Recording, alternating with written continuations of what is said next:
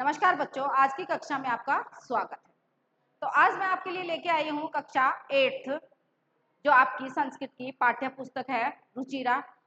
उसका हम पहला पाठ पढ़ चुके हैं, उसका आज हम सेकंड पाठ पढ़ेंगे। पाठ का नाम है विलस्यमाणी न कदापि मैं श्रुतः। विलस्य,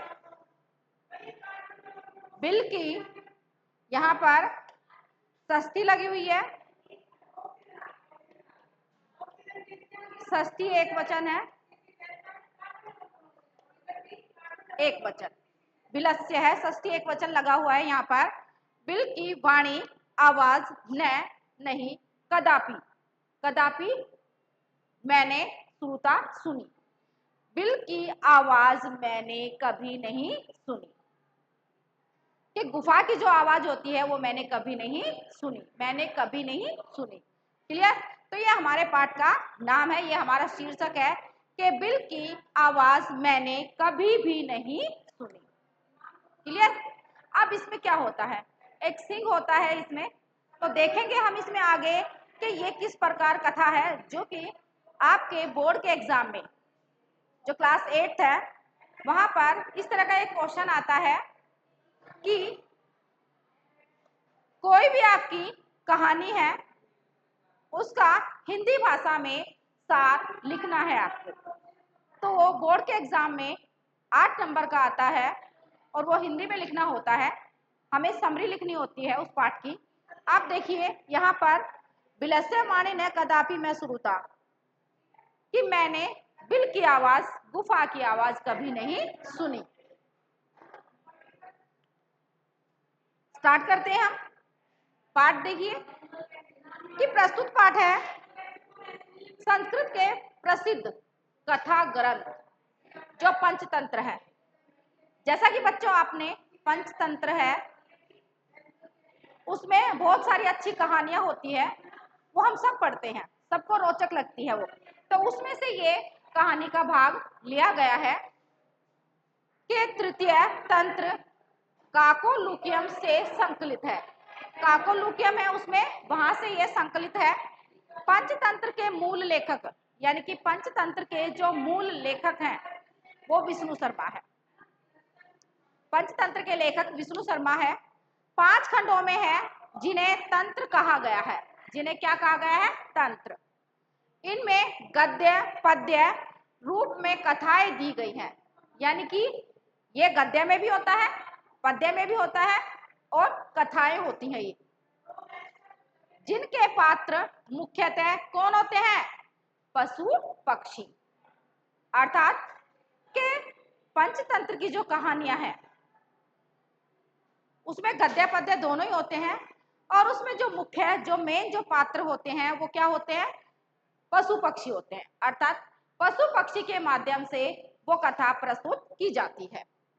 क्लियर? अब देखिए कि कस्मश्चित, कस्मश्चित का मतलब है किसी, किसी वने, वन में, खर नखर, खर नखर ये नाम है। सिंह है, किसका नाम है? सिंह का, सिंह का नाम है। कि खर नखर नाम सिंह प्रतिवस्ती रहता था, रहता था। भाई किसी वन में खर नखर नाम का कोई सिंह रहता था। सह कदाचित इतस्ततः, इतस्ततः का मतलब होता है इधर उधर, इधर उधर, इधर उधर। परिभ्रमण, परिभ्रमण का मतलब होता है घूमते हुए, घूमते हुए। शुद्धार्थ, शुद्धार्थ होता है भूख के लिए। न किंचित अपि आहारम प्राप्तवान है, उसे कहीं भी भोजन प्राप्त नहीं हुआ।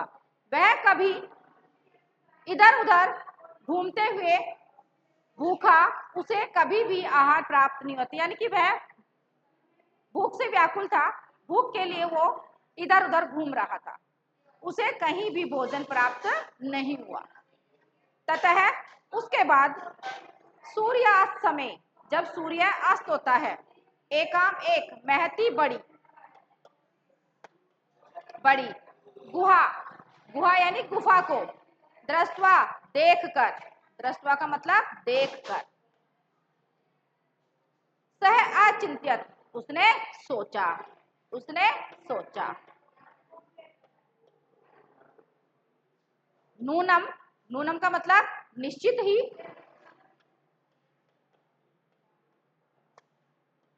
निश्चित ही,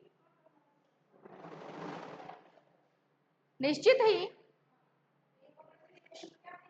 गुहायां रात्रों को अपि कोई भी जीव आगच्छति आता है। क्या हुआ? सूर्यास्त समय, जब सूर्य अस्त हो रहा था, जब सूर्य अस्त हो रहा था, वहां पर उसने एक बहुत बड़ी क्या देखी? गुफा। उसने गुफा को देखकर सोचा, क्या सोचा? उसने बड़ी गुफा देखी, उसने सोचा कि निश्चित ही इसमें कोई जीव जानवर आता होगा। एतस्याम गुहायो रात्रि को अपि जीव आगच्छति, एतस्याम इस गुफा में, इस गुफा में, इसमें कोई जीव आता होगा, अतः इसलिए अत्रैव यहीं पर,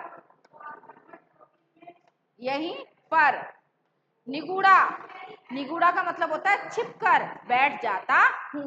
किसने सोचा ये? खर नखर नामक सिंह ने, खर नखर नामक सिंह ने सोचा कि मैं यहाँ पर छुपकर बैठ जाता हूं, कि मैं यहाँ पर छिपकर बैठ जाता हूं, अगर रात में कोई जीव आता होगा, इष्टा में बैठ जाता हूं, बैठ जाता हूं। क्लियर? कि मैं यहाँ छिपकर बैठ जाता हूं। अब एते अस्मि अंतरे गुहाया स्वामी, एते अस्मि अंतरे, इसी बीच में, एते अस्मिन अंतरे, इसी बीच,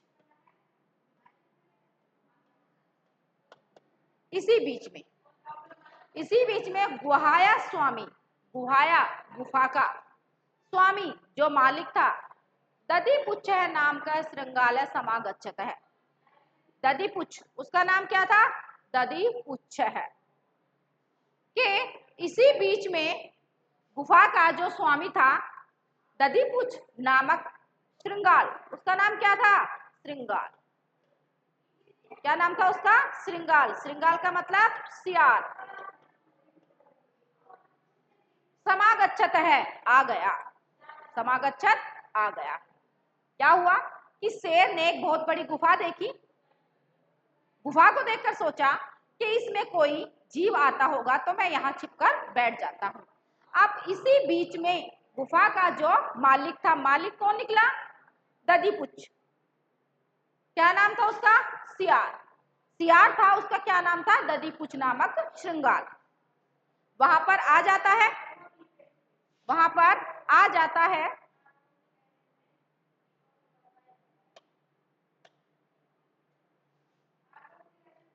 सच और, सच और यावत पश्यति, जैसे ही देखता है, जैसे ही देखता है, तावत वैसे ही, सिंह पद पद्धति, सिंह पद पद्धति का मतलब होता है शेरों के, शेर के पद चिन्ह,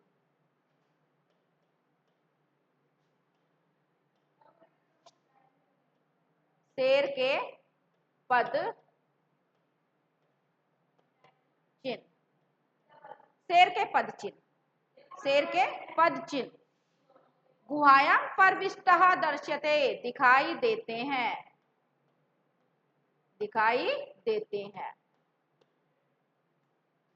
कि जैसे ही उसने गुफा को देखा, वैसे ही शेर के पैरों के चिन्ह, पैरों के निशान गुफा में प्रवेश करते हुए दिखाई तो देते हैं, न चे बहिरागतः, बाहर आते हुए नहीं दिखाई देते। अर्थात जैसे उसने गुफा को देखा तो क्या देखा कि उसे लगा कि उस गुफा के अंदर कोई शेर गया है, यानी कि किसी सिंह ने प्रवेश किया है। प्रवेश तो कर गया लेकिन वो बाहर गुफा से नहीं आया। श्रृंगालय चिंतित, श्रृंगालय सियार ने सोचा, सियार ने सोचा,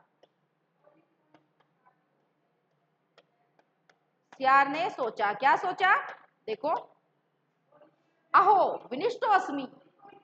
अब किसी सिंह को देख लेते हैं तो क्या सोचते हैं, भाई सामने तो शेर है और मैं तो मर गया, वो तो मुझे खा जाएगा। तो सियार ने भी यही सोचा, अहो विनिष्टो अस्मि, मैं मर गया, मैं तो मारा गया।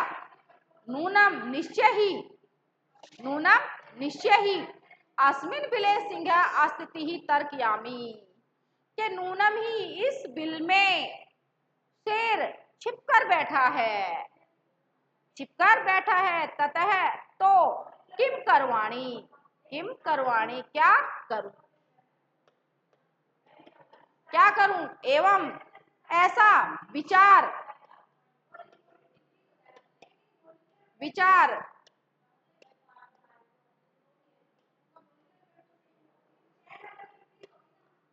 ऐसा विचार करके दूरस्थ रवम कर्तुम आरब्ध है, दूरस्थ है दूर से, रव, रव का मतलब होता है आवाज,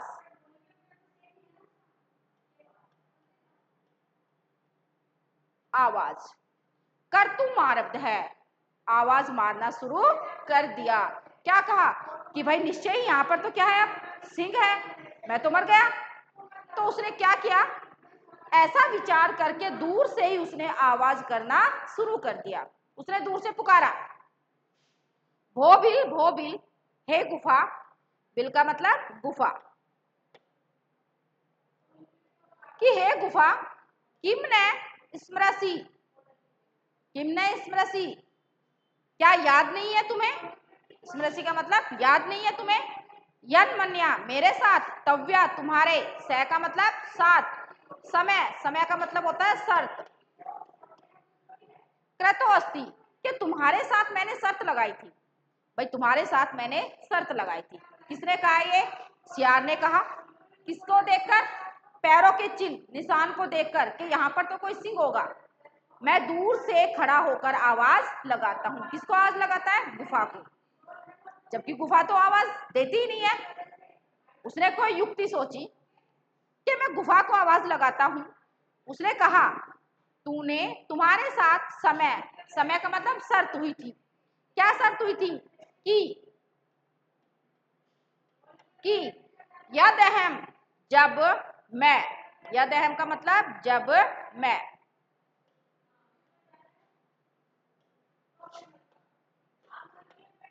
जब मैं बाह्यतः, बाहर से, जब मैं बाहर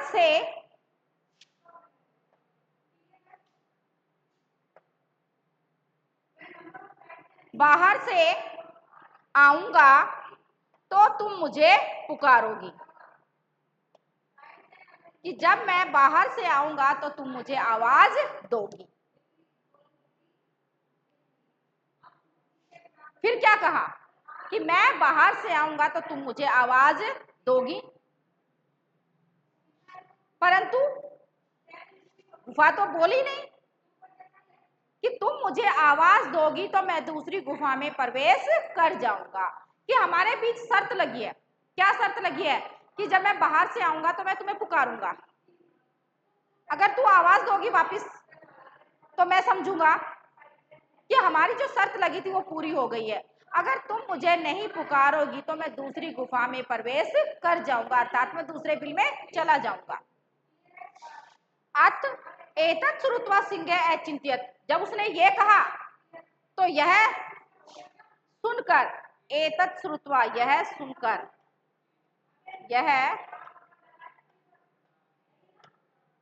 यह सुनकर सिंह ने सोचा, सिंह ने सोचा, क्या सोचा, नूनम ऐसे शाम गुहा स्वामी ने सदा संवहन करोति, नूनम ऐसाम, नूनम ऐसाम निश्चय ही, यह गुफा स्वामी ने मालिक का सदा हमेशा हमेशा से संवहन करोति, क्या करती है? पुकारती है। क्या करती है? कि यह जो गुफा है अपने मालिक को हमेशा पुकारती होगी। तभी तो उसने कहा कि गुफा तू मुझे याद आवाज दोगी तो मैं आ जाऊंगा, अगर तुम मुझे आवाज नहीं दोगी, जो हमारे बीच में शर्त लगी थी, तो मैं दूसरी गुफा में प्रवेश कर जाऊंगा। अब क्या हुआ? यह सुनकर तो सिंह को क्या हुआ? उसने सोचा, क्या सोचा कि भाई वास्तव में ऐसा होगा कि गुफा आवाज देती होगी क्योंकि वो उसका मालिक है। क्या सोचा उसने कि निश्चय ही यह गुफा अपने मालिक को पुकारती होगी। परंतु परंतु किंतु क्या हुआ? किंतु मद भयात, मद भयात का मतलब मेरे डर से, मद भयात मेरे डर से, मद भयात का मतलब मेरे डर से, किंचित कुछ भी, किंचित कुछ भी, वदती नहीं बोल रही है। ये तो अपने मालिक को पुकारती होगी क्योंकि जब ये बाहर से आता है तो मालिक को आवाज लगाती है। वो किसको? सियार को। सियार का नाम क्या था? खरनखर। अब उसने कहा हो सकता है अपने मालिक को आवाज लगाती होगी और मेरे डर से ये कुछ नहीं बोल रही है। किसने सोचा ये कि मेरे डर से कुछ नहीं बोल रही है? सिंह ने। किसने सोचा? सिंह ने। अथवा साधित्वम, अथवा साधित्वम उच्यते, अथवा साधित्वम उच्यते, अथवा साधित्वम का मतलब है सही, उच्यते कहते हैं, सही कहते हैं, सही कहते हैं। क्या कहते हैं? कि सही कहा गया है। अच्छा, अब आपने देखा होगा कि जब हमें डर लगता है किसी चीज से, तो अचानक से कोई हमारे सामने ऐसी चीज आ जाए तो हम हक्के बक्के रह जाते हैं, स्तब्ध रह जाते हैं। तो यहाँ पर आगे देखो क्या है? अथवा साधित्वम उच्यते, अथवा यह ठीक ही कहते हैं, सही कहते हैं, भय सनत्र मनसा, भय सनत्र मनसा हस्तपाद आदि का क्रिया परवंते न वाणी आवाज च बेपुथु चा अधिक हो। इसका अन्वय भी दे रखा है क्योंकि श्लोक है ये। अन्वय देख लेते हैं इसका। भवेत है अन्वय है इसका, भय सनत्र मनसाम हस्तपाद आदि का क्रियाम, क्रियाम का मतलब कार्य, वाणी न प्रवर्ते, प्रवर्ते यानी कि निकलती नहीं है,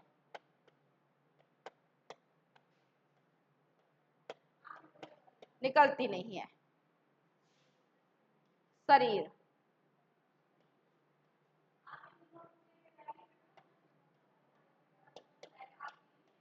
शरीर अधिक है, अधिक। क्लियर? अन्वय इसका, भय सनत्र है मनसाम, भय का मतलब होता है डर, मनसाम मन से, मन से, हस्तपाद आदि का, हाथ पैर जो क्रियाएं होती हैं उसके लिए क्रियाएं। क्लियर? कि अन्वय क्या है? भय सनत्र है मनसाम, कि जब हमें किसी चीज से डर लगता है, डर लगता है तो क्या होता है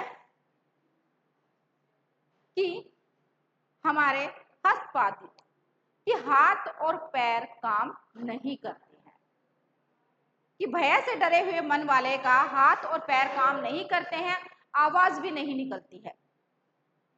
प्रवंते है बेपुथा, कि शरीर में क्या होती है? कपकपी, कपकपी, शरीर में क्या होती है? कपकपी होती है। किससे? जब कोई अचानक से ऐसी डर वाली चीज हमारे सामने आ जाती है तो हमारे हाथ और पैर काम नहीं करते हैं, हमारी आवाज भी नहीं निकलती है और पूरे शरीर में क्या हो जाती है? कपकपी पैदा हो जाती है। अधिक का मतलब यानी कि अत्यधिक डर पैदा हो जाता है। तो ऐसा ही किसके साथ हुआ? सियार के साथ।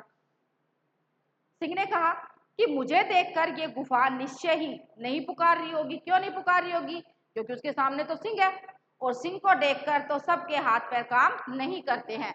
ये गुफा ने ऐसा सोचा होगा, ये उसने अपना अनुमान लगाया। किसने? सिंह ने।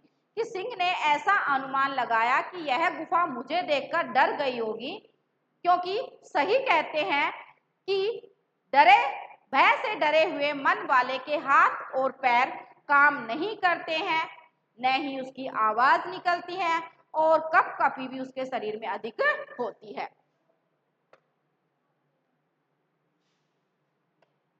तदहम अस्य आह्वानम करोमि। तदहम तो मैं, तदहम तब मैं, तब मैं क्या करता हूं? तब मैं क्या करता हूं? इसको पुकारता हूं।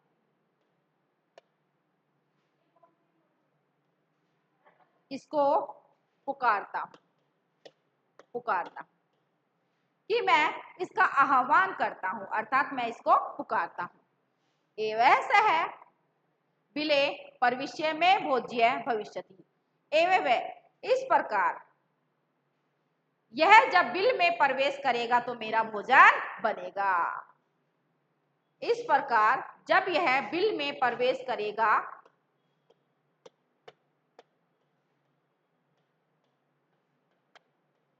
करेगा तो मेरा भोजन बनेगा। इत्यम विचार्य सिंह सहसा, सहसा अचानक से श्रृंगालस्य आह्वानम अकरोत है।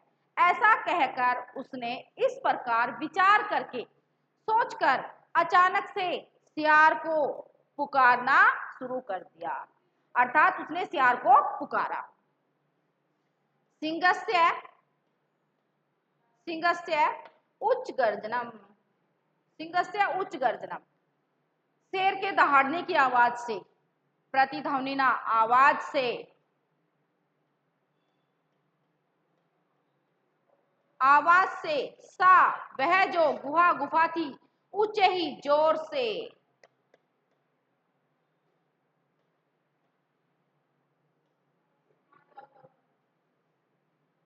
जोर से श्रृंगालम आह्व्यत है। जैसे ही सियार ने उसको पुकारा तो शेर की उच्च गर्जना से वह गुफा भी श्रृंगाल को पुकारने लगी। अर्थात जब शेर ने गुफा को पुकारा, क्योंकि शेर की जो आवाज होती है वो तेज होती है, जैसे ही उसने पुकारा तो वो जो शेर के सिंह के साथ ऊंची गर्जना के साथ जो गुफा थी वह भी उस सियार का आह्वान करने लगी, अर्थात उसको पुकारने लगी। क्लियर? कि ऐसा विचार करके सिंह ने अचानक से उस गुफा को पुकारा और सिंह की उच्च गर्जन से जो आवाज हुई वह उस गुफा के द्वारा उस श्रृंगाल को पुकारने लगी। अनेन अनेन अन्योपि पशवे भयभीता। अब जैसे ही सिंह ने पुकारा, जैसे ही सिंह ने पुकारा, उससे अन्य दूसरे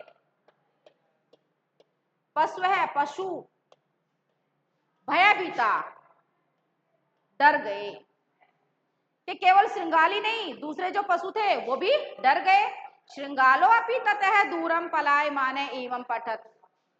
और श्रृंगाल ने भी ततः दूरम दूर जाते हुए, दूर जाते हुए, श्रृंगाल ने भी दूर जाते हुए, दूर जाते हुए, पलाय मान है जाते हुए, इमम पठ है, इमम पठ है यह पढ़ा, यह पढ़ा, क्या पढ़ा? श्लोक पढ़ा। प्लाय माने यानी कि भागते हुए,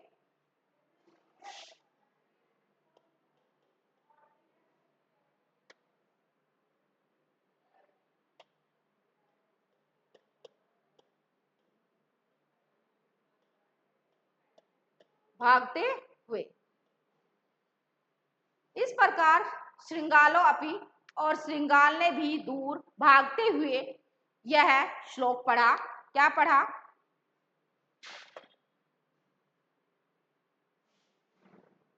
अन्वय कि यह अनागतम कुरुते स सोपते, यह अनागतम न करोति स सोच्यते, अत्र वने संस्तः मैं जरा समागतः परम मैं कदापि विलस्य वाणी न श्रुतः। कि अनागतम आए हुए, अनागतम आए हुए, दुख के बारे में, दुख के बारे में जो उपाय कर लेता है, अनागतम कि आए हुए दुख के बारे में जो क्या कर लेता है, उपाय कर लेता है, यह अनागतम न करोति स सोच्यते है, वह सुखी हो जाता है। कि आए हुए दुख के बारे में जो उपाय कर लेता है वह शोभित होता है, और जो उपाय नहीं करता वो क्या हो जाता है, दुखी हो जाता है। उसने कहा अत्र वने संस्थः, अत्र का मतलब यहां, यहां संस्थ वन में रहते हुए जरा बुढ़ापा, बुढ़ापा समागता आ गया, मैं कदापि विलस्य वाणी न श्रुतः। सियार ने कहा मुझे वन में रहते हुए बुढ़ापा आ गया, कि मैं वन में रहते हुए बूढ़ा हो गया, लेकिन मैंने कभी भी गुफा की आवाज नहीं सुनी। कि जो आए हुए का प्रतिकार कर लेता है,